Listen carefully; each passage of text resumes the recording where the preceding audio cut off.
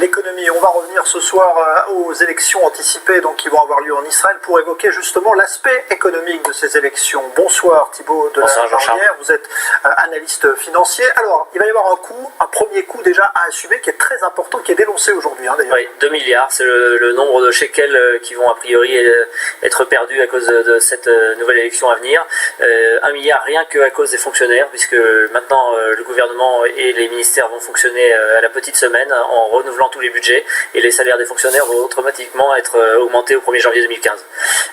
Il faut savoir qu'en plus tous les nouveaux projets, tous les nouveaux programmes sociaux, de santé, etc. sont soit gelés, soit potentiellement annulés en fonction du résultat des élections.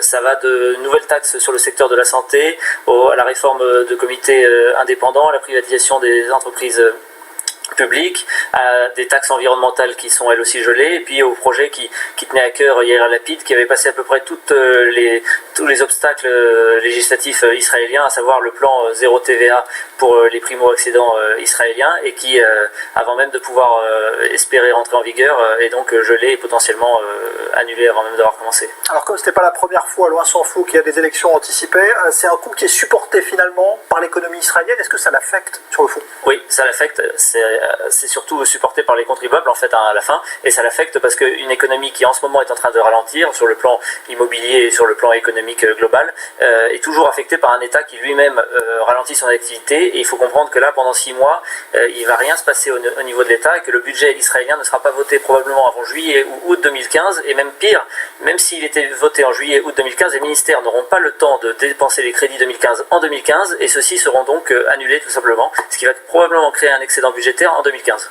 Merci beaucoup Thibaut de la Baronnière, donc analyste financier. Merci, des sports tout de suite.